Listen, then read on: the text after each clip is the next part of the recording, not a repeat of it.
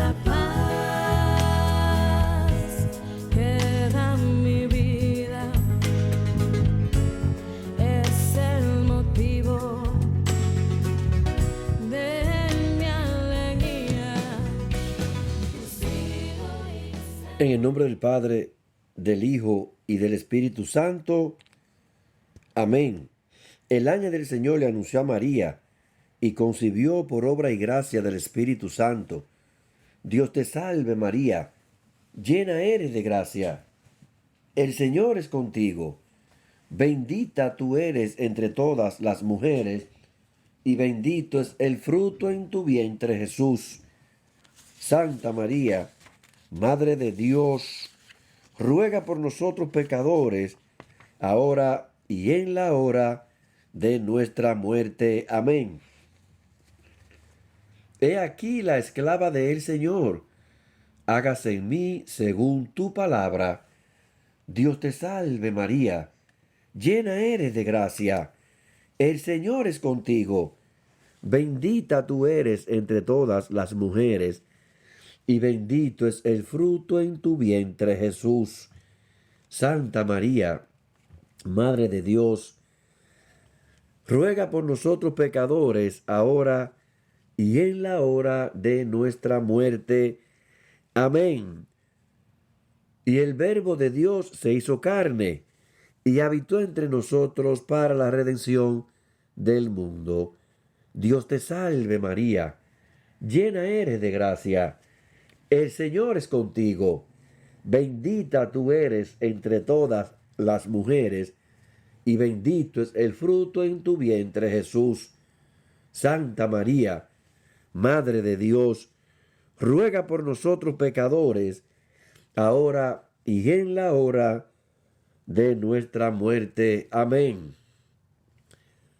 Ruega por nosotros, Santa Madre de Dios, para que seamos dignos de alcanzar y gozar de las promesas de nuestro Señor Jesucristo.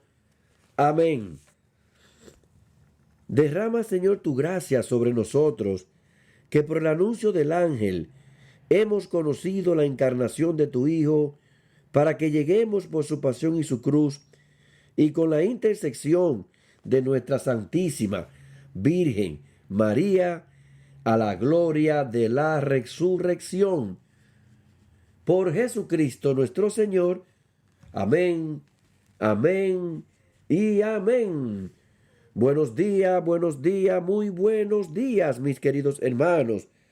Bienvenidos sean todos a esta mañana maravillosa, a este nuevo día, a esta nueva oportunidad. Qué bueno es el Señor, que cada mañana al despertar nos da una nueva oportunidad para que podamos iniciar de nuevo, para que nosotros no nos dejemos vencer, para que no nos rindamos, mis hermanos, porque el camino, aunque de repente se nos puede complicar, en el camino está Cristo con nosotros.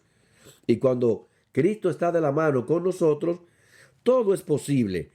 Todo es posible porque Cristo es más que nuestras cargas, que nuestras situaciones, que nuestras pruebas. Él es el que lo conoce todo y el que lo sabe todo, mis queridos hermanos.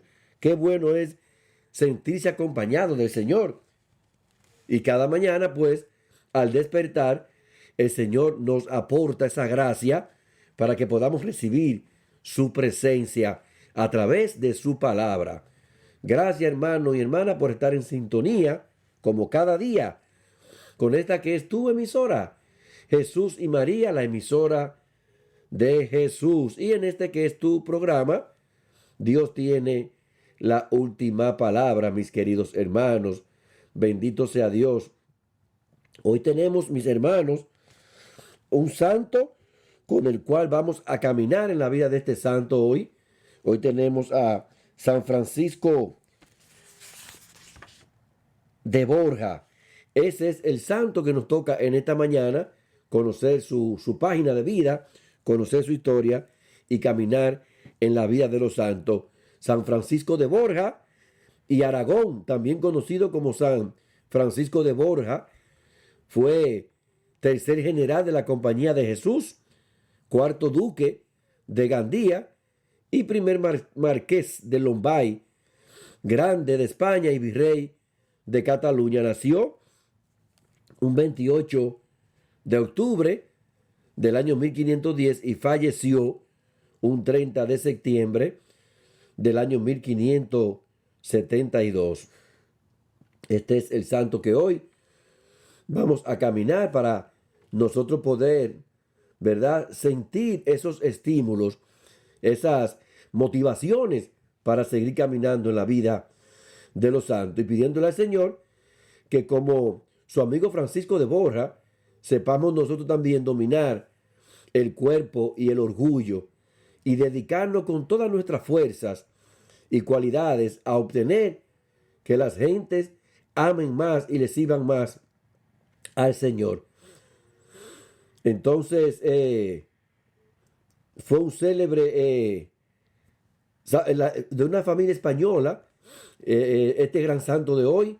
Esta familia Borja o Borgia, como se le llama, se hizo célebre cuando Alfonso Borgia fue elegido papa con el nombre de Calixto III, y luego otro Borgia fue nombrado pontífice y se llamó Alejandro VI.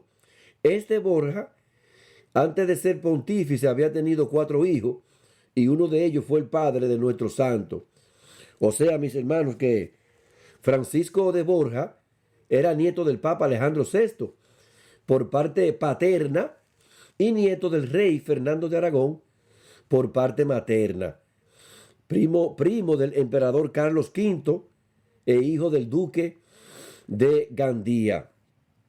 En su familia se preocuparon porque el joven recibiera la mejor educación posible y fue enviado a la corte del emperador para que allí aprendiera el arte de gobernar.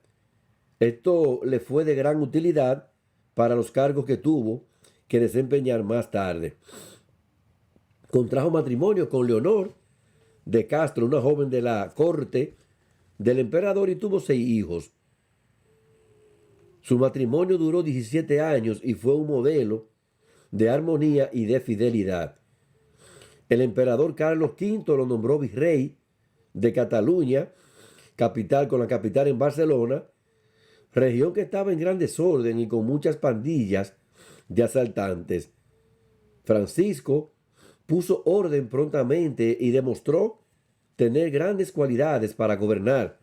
Más tarde, cuando sea superior general de los jesuitas, dirá: el haber sido gobernador de Cataluña me fue muy útil porque allá aprendí a tomar decisiones importantes, a ser mediador entre los que se atacan y ver los asuntos de los 2 puntos de vista, o sea, del que ataca y del que es atacado.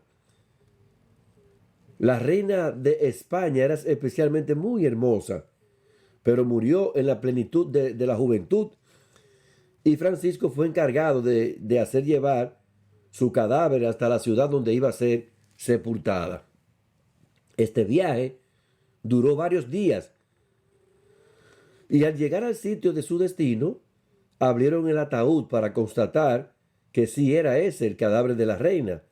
Pero en aquel momento el rostro de la difunta apareció tan descompuesto y maloliente por la putrefacción que Francisco se conmovió hasta el fondo de su alma y se propuso firmemente: ya nunca más me dedicaré a servir a hombres que se van a morir.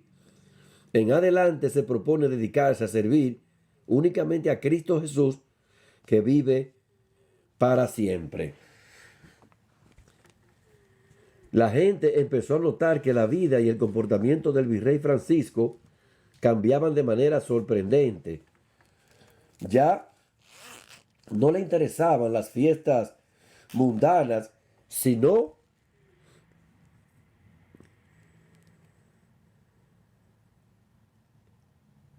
los actos religiosos. Ya no iba a cacerías y a bailes, sino a visitar pobres y a charlas con religiosos y sacerdotes.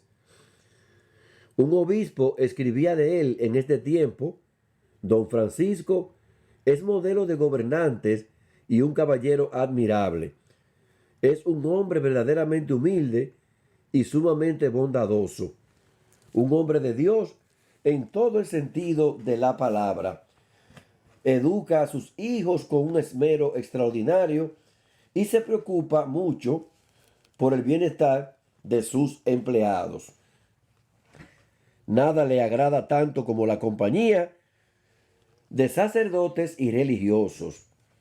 Algunos criticaban diciendo que un gobernador no debería ser tan piadoso, pero la mayoría de las personas estaban muy contentas al verlo tan fervoroso y lleno de sus virtudes. En el año 1546, su santa esposa, la señora Leonor, fallece. Entonces, desde entonces, Francisco no pensó sino en hacerse religioso y sacerdote.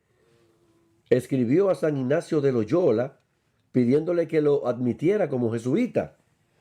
El santo le respondió que sí lo admitiría, pero que antes se dedicara a terminar la educación de sus hijos y que aprovechara este tiempo para asistir a la universidad y obtener el grado de teología. Así lo hizo puntualmente. San Ignacio le escribió recomendándole que no le contara a la gente semejante noticia tan inesperada, porque el mundo no tiene orejas para oír tal estruendo. En el año 1551, después de dejar a sus hijos en buenas posiciones y herederos de sus muchos bienes, fue ordenado como sacerdote religioso jesuita. Esta fue la noticia del año y de la época, que el duque de Gandía y gobernador de Barcelona lo dejaba todo y se iba de religioso y era ordenado sacerdote. El gentío que asistió a su primera misa fue tan extraordinario que tuvo que celebrarla en una plaza. En el año 1554 fue nombrado por San Ignacio como superior de los jesuitas en España. Dicen que él fue propiamente el propagador de dicha comunidad en esas tierras. Con sus cualidades de mando, organizó muy bien y sabiamente a sus religiosos y empezó a enviar misioneros a América. El número de casas de su congregación creció admirablemente. Lo primero que se propuso fue dominar su cuerpo por medio de fuertes sacrificios en el comer y el beber y en el descanso, pues era gordo y robusto y llegó a adelgazar de manera impresionante. Al final de su vida, dirá que al principio de su vida religiosa y de su sacerdocio, exageró demasiado sus mortificaciones y que llegaron a debilitar su salud. Otro de sus grandes sacrificios consistió en dominar su orgullo. Los primeros años de su vida religiosa, los superiores lo humillaron más de lo ordinario para probar si en verdad tenía vocación. A él, al que había sido duque y gobernador, le asignaron en la comunidad el oficio de ayudante del cocinero. Y su oficio consistía en acarrear el agua y la leña, en encender la estufa y barrer la cocina. Cuando se le partía algún plato o cometía algún error al servir en el comedor, tenía que pedir perdón públicamente de rodillas delante de todos, y jamás se le oyó una voz de queja o de protesta. Sabía que si no dominaba su orgullo, nunca llegaría a la santidad. Una vez, el médico le dijo, al hacerle una curación dolorosa: lo que siento es que a su excelencia esto le va a doler. Y él le respondió: lo que yo siento es que usted le diga excelencia a un semejante pecador. Cuando la gente lo aplaudía o hablaba muy bien de él, se estremecía de temor. Un día afirmaba: soy tan pecador que el único sitio que me merezco es el infierno.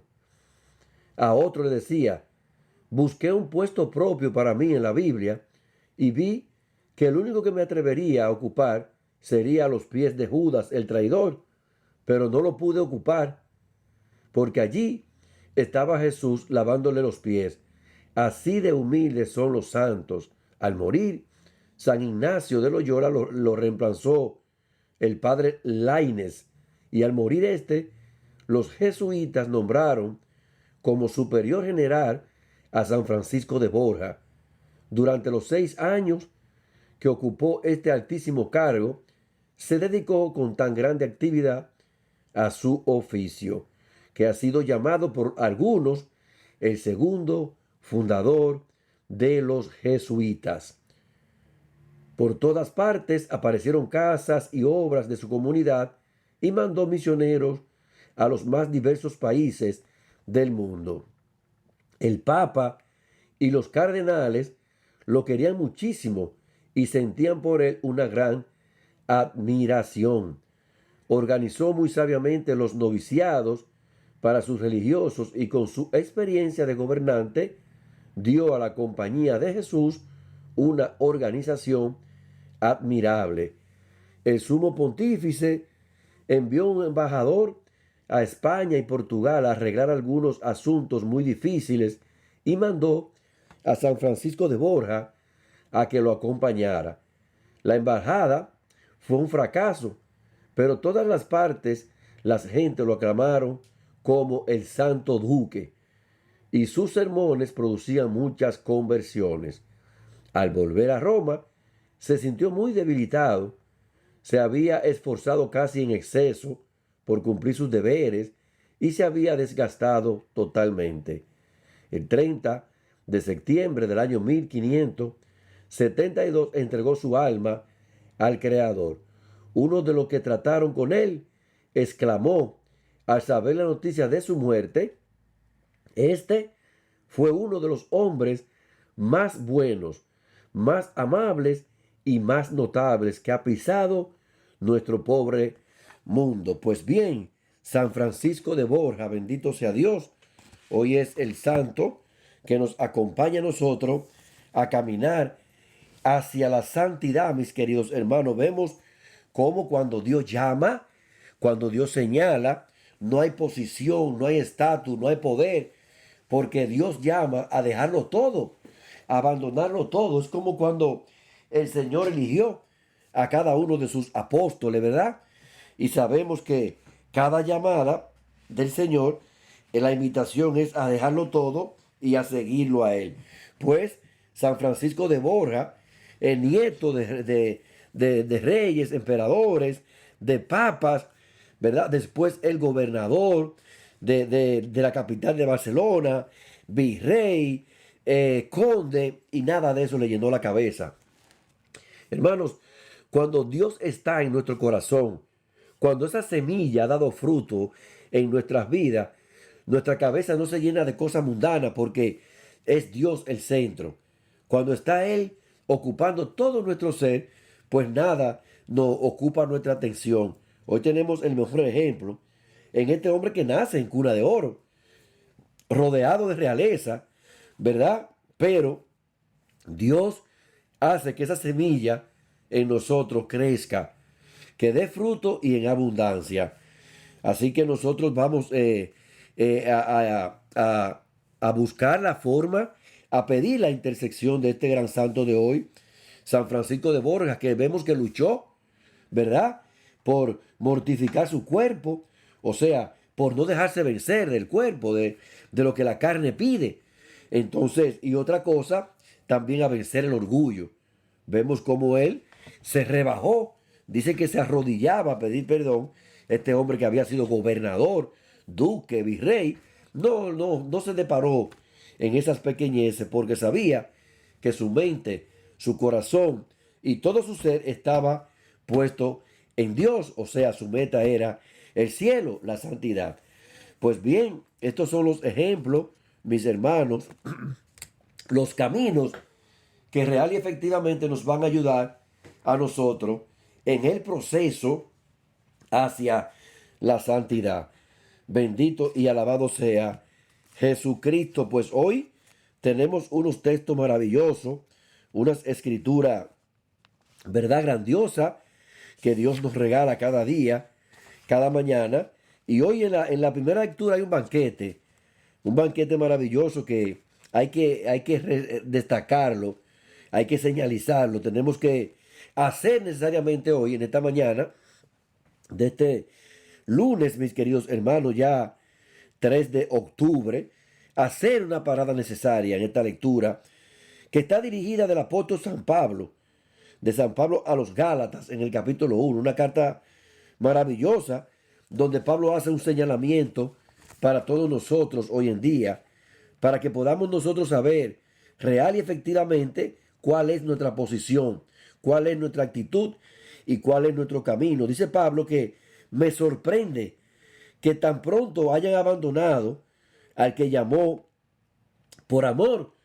Muchas veces nos calentamos, ¿verdad? Y nos encantamos, pero de repente cualquier viento, cualquier situación, cualquier prueba, cualquier problema, pues eso nos hace devolvernos del camino, nos hace tropezar y es peligroso. Entonces, Pablo hoy se sorprende, ¿verdad?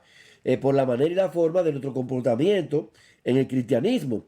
Entonces, eso a veces, cuando las raíces nuestras no están sólidas, hermanos, cuando quizás no conocemos bien nosotros el catolicismo, no lo indagamos, no lo escudriñamos, y esos vientos que de repente vienen en protesta nos hacen cambiar.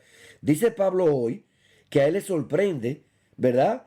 Que nosotros nos dejemos de un lado la posición en la cual estamos, llámese en el catolicismo, y que hemos abandonado al que nos llamó por amor y que se hayan pasado a otro evangelio.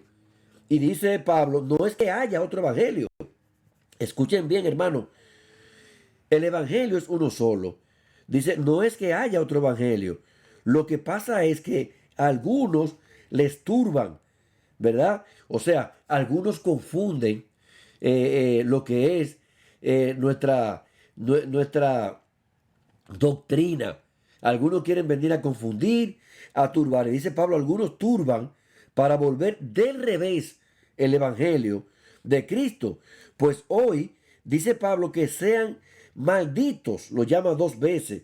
O sea, quien sea que tuerza el evangelio de Cristo, que es uno solo, o sea, no es más de uno, son malditos, y lo repite 2 veces. O sea, maldito, dice Pablo, aquellos que hacen torcer el evangelio para crear confusión y dudas, o sea, turban la mente de los hermanos, ¿verdad?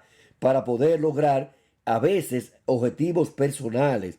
Entonces dice Pablo, ¿acaso busco yo la aprobación de hombres o de Dios? ¿O trato de agradar a los hombres? Si quisiera agradar a los hombres, no sería servidor de Cristo. Ya Pablo había sido servidor de los hombres. Cuando Pablo fue el perseguidor de los cristianos, agradaba a los hombres. Eso le gustaba a todos los judíos, ¿verdad? Y aquellos que se reunían para mandar a Pablo con cartas, hacer y deshacer con lo que se llamaban a ser seguidores de Cristo. Entonces, hoy Pablo notifica que el evangelio anunciado por él no es cosa de origen humano. O sea, hay una notificación hoy a nosotros como cristianos católicos, que el evangelio de Cristo no es algo anunciado por origen humano. Dice que lo he recibido y aprendido, ¿verdad? No de ningún hombre, sino de la revelación del mismo Jesucristo. Aleluya. Hermano, está claro este evangelio de hoy, esta lectura de hoy, o sea, esta carta en la primera lectura de este día de Pablo a los Gálatas, pero tiene que ver con los protestantes, ¿verdad? Aquellos que dice Pablo que se sorprende que tan rápido se marchan a otras iglesias, a otras doctrinas, hermanos, y muchas veces tuercen el evangelio, ¿verdad? Confunden los textos en contexto tergiversado para hacer, ¿verdad?, aparecer las cosas diferentes a como son. Hoy lo llama maldito, bendito Dios, a aquellos que se disponen a torcer la verdad del Evangelio, que es uno solo, uno solo. En el Salmo de hoy nos dice el salmista: el Señor recuerda siempre su alianza. Mis hermanos queridos, eso hay que tenerlo bien claro entre nosotros, ¿verdad? Y es saber que nosotros humanamente y el hombre siempre va a fallar. Por eso no debemos asombrarnos, porque ser defraudado por el hombre es normal. Y muchas veces cuando nosotros depositamos esa confianza en lo humano, pues siempre vamos a quedar defraudados. Vamos a ver las decepciones, los desencantos, las traiciones, pero Dios no nos falla nunca. La alianza de Dios es perfecta y perpetua. Entonces, el Señor recuerda siempre su alianza. Por eso, siempre la alianza de Dios con Abraham es para siempre. Abraham, Isaac y Jacob, que es el pacto de la alianza, ¿verdad? Entonces, siempre que nosotros pongamos nuestras esperanzas, nuestra confianza en la mano de Dios, pues esa alianza siempre será recordada. Cuando nosotros creemos y ponemos esperanza, confianza en el hombre, la palabra dice: maldito el hombre que cree en el hombre, ¿verdad? Y hoy Pablo, a todos aquellos que tratan de buscar intereses personales y doctrinas adoptadas a sus propios principios y exigencias personales, lo llama maldito. Maldito, ¿verdad? Entonces, hoy la pone clarita el apóstol Pablo en esta carta a los Gálatas, y sabiendo nosotros a través del salmista que la alianza con el Señor siempre Él la va a tener de presente. En el Evangelio, mis queridos hermanos, un evangelio magistral, esta gran parábola el buen samaritano. Hoy es el evangelio en Lucas, en el capítulo 10, ¿verdad?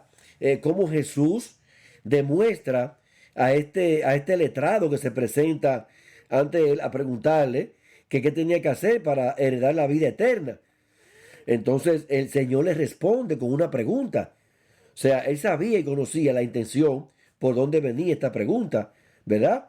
Que era una pregunta con intención de probarlo. Entonces Jesús le dice: ¿qué está escrito en la ley? Entonces, ¿qué tú lees en ella?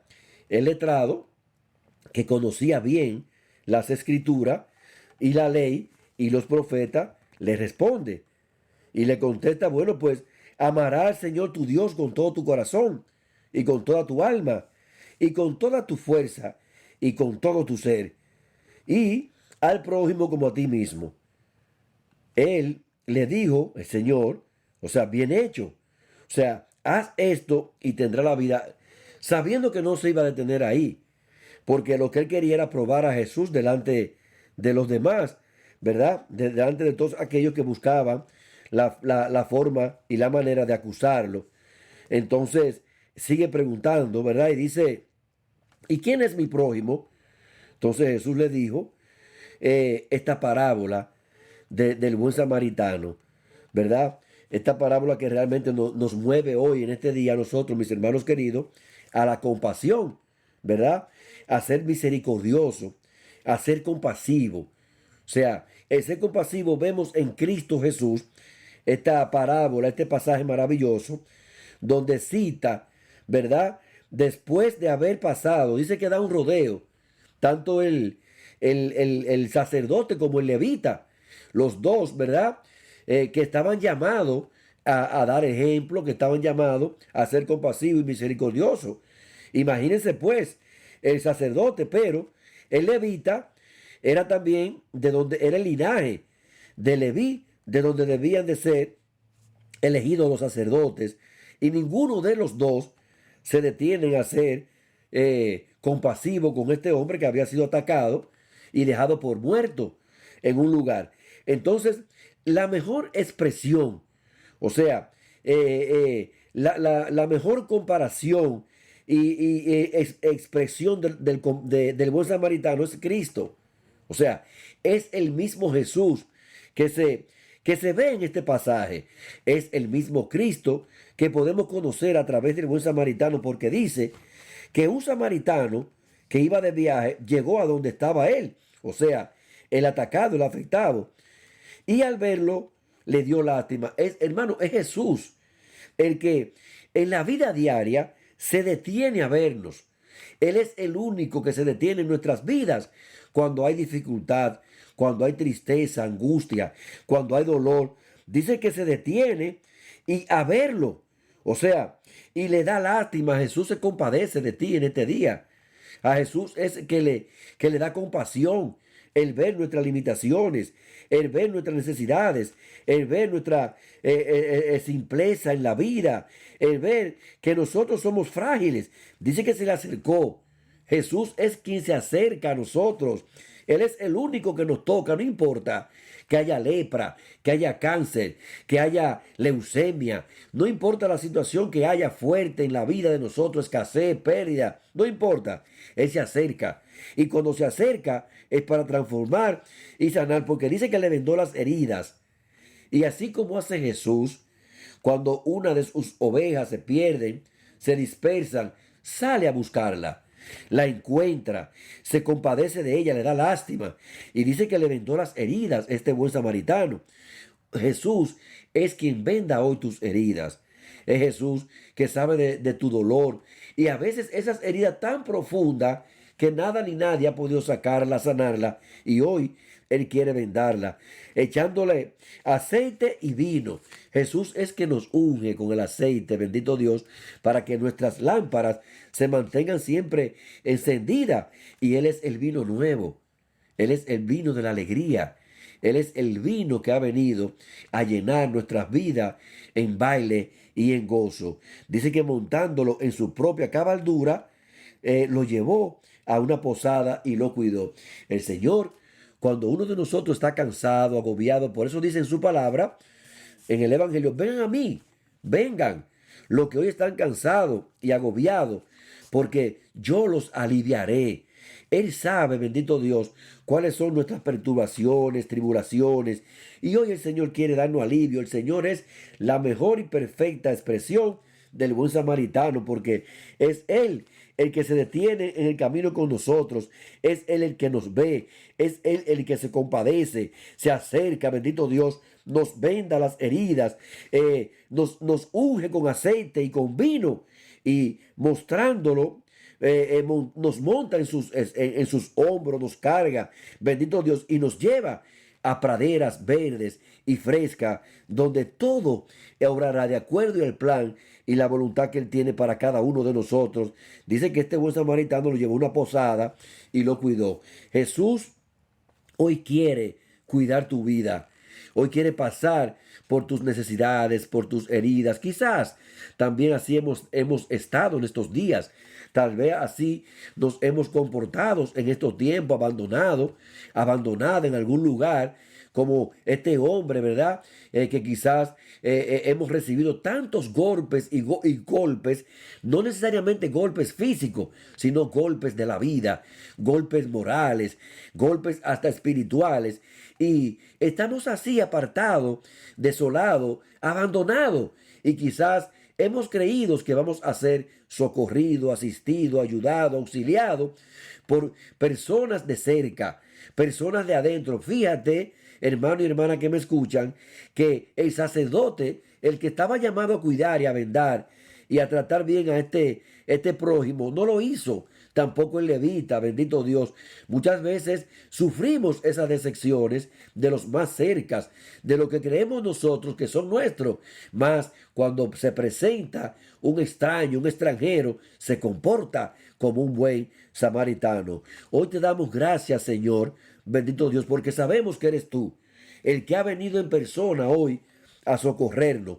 Ha venido tú como buen samaritano, Señor, en nuestros viajes de la vida, y ha llegado a vernos, ha llegado a tenernos compasión, ha tenido lástima de nuestra situación, te ha acercado a mi vida, Señor, y ha vendado mis heridas. Hoy me has ungido, bendito Dios, con el aceite de la luz, y me ha llenado de vino, de ese vino nuevo, fresco, y es el vino que eres tú, Señor. Gracias, mi Dios, por este día maravilloso, por esta enseñanza. Y gracias, hermano y hermana, por estar en sintonía como cada día con esta que es tu emisora, Jesús y María, la emisora de Jesús. Y en este que es tu programa, Dios tiene la última palabra, mis queridos hermanos. Ya lo saben, hermanos queridos, que hoy me escuchan. El Señor recuerda siempre su alianza. Mañana, si el Señor nos lo permite, pues nos vamos a encontrar en un programa más. Dios me lo bendiga grandemente y que pasen un día maravilloso, grandioso, poderoso, pero sobre todo santo. Mis hermanos, ha sido todo por hoy y nuestro director, bendiciones mil.